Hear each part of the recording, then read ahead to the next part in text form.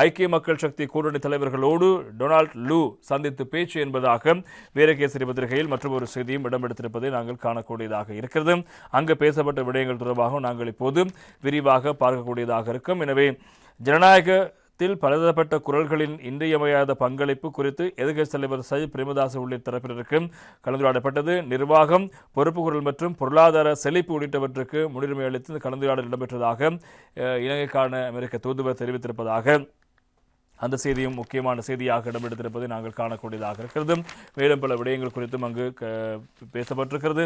அந்த அடிப்படையில் ஐக்கிய மக்கள் சக்தியின் தலைவரும் எதிர்க்கட்சி தலைவருமான சஜித் பிரேமதாச மற்றும் இலங்கைக்கு உத்தியோகபூர்வ விஜயம் ஒன்றை மேற்கொண்டுள்ள அமெரிக்க ராஜாங்க திணைக்களத்தின் தெற்கு மற்றும் மத்திய ஆசிய விவகார பணியகத்தின் உதவி ராஜாங்க செயலாளர் டொனால்ட் லூ, அமெரிக்க திரைசேரியின் உதவி செயலாளர் ராபர்ட் காப்ரோத், அமெரிக்க தூதுவர் ஜூலி சங் உள்ளிட்ட குழுவினரோடு இடையில் சந்திப்பு நேற்று முன்தினம் வெள்ளிக்கிழமை மாலை இடம்பெற்றது. இது தொடர்பில் தனது ட்விட்டர் பக்கத்தில் பதிவு ஒன்றிட்ட போதே அவர் ஜோலி சாங் அவர்கள் இந்த விடயங்களை சுட்டிக்காட்டியிருப்பதாக அந்த செய்தி தொடர்பதை காணலாம். இதேபோல அமெரிக்க உதவி ராஜாங்க செயலாளர் டொனால்ட் லூவுக்கும் ஜனாதிபதி அனுரகுமார் திசாநாயக்கும் இடையிலான சந்திப்பு ஒன்றும் இடம்பெற்றிருக்கிறது. அது தொடர்பான செய்திகளும் முக்கியமான செய்தியாக இன்று தினம் வீரகேசரி பத்திரிகையினுடைய முக்கிய செய்தியாக இடம்பெறுகிறது. ஊழல் ஒழிப்பு வேலை திட்டத்திற்கு ஒத்துழைப்புகளை வழங்குவோம், ஜனாதிபதியிடம் அமெரிக்காவின் உதவி ராஜாங்க செயலாளர் டொனால்ட் லூ உறுதி என்பதாக அந்த செய்தி இடம்பெடுத்திருப்பதை நாங்கள் காணக்கூடியதாக இருக்கிறது.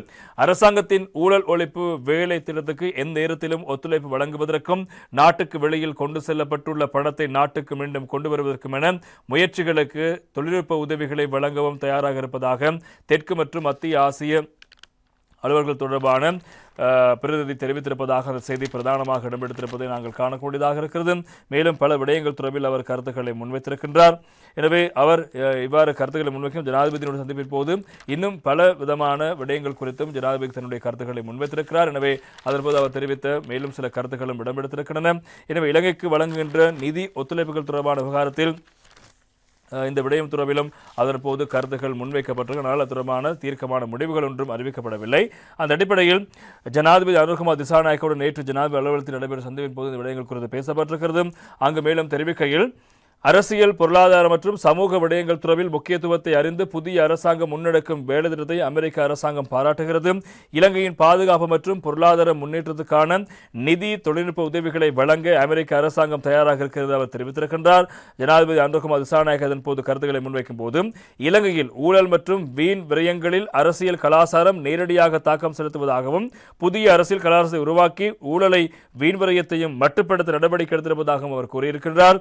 கிராமிய பொருளாதாரத்தை மேம்படுத்துவதனூடாக கிராமிய மக்களின் வாழ்க்கை தரத்தை மேம்படுத்துவதற்கான வேலைத்திட்டத்தை ஆரம்பித்திருப்பதோடு புதிய தொழில்நுட்பத்தை அரசு துறையில் அறிமுகப்படுத்தி தரமான அரசு சேவையை உருவாக்குவதற்கு திட்டமிடப்பட்டிருப்பதாகவும் ஜனாதிபதி தெரிவித்திருக்கின்றார். இந்த சந்திப்பில் தொழில் அமைச்சர் மற்றும் பொருளாதார அபிவிருத்தி பிரதி அமைச்சர் பேராசிரியர் அனில் ஜயந்த பெர்னாண்டோ, ஜனாதிபதியின் செயலாளர் கலாநிதி சனத் நாந்திக குமாநாயக்கம், ஜனாதிபதியின் மேலதிக செயலாளர் ரோஷான் கமகே, இலங்கைக்கான ஐக்கிய அமெரிக்காவின் தூதுவர் ஜோலி சங், ஆசியாவுக்கான பிரதி உதவி நிர்வாகி ஆஞ்சலி கவுர், ஐக்கிய அமெரிக்க திரைசேரியின் திணைக்களத்தின் ஆசிய திணைக்களம் ஆசிய மற்றும் பசிபிக் வலயங்களுக்கான பிரதி உதவி செயலாளர் ராபர்ட் கப்ரோத், தூதுக்குழுவின் பணிப்பாளர் கேப்ரியல் கிரவ், அரசியல் மற்றும் பொருளாதார அலுவல்கள் தொடர்பிலான ஆலோசகர் ஷான் கிரே ஆகியோரும் கலந்து கொண்டார்கள் என்பது முக்கியமான விடயம்.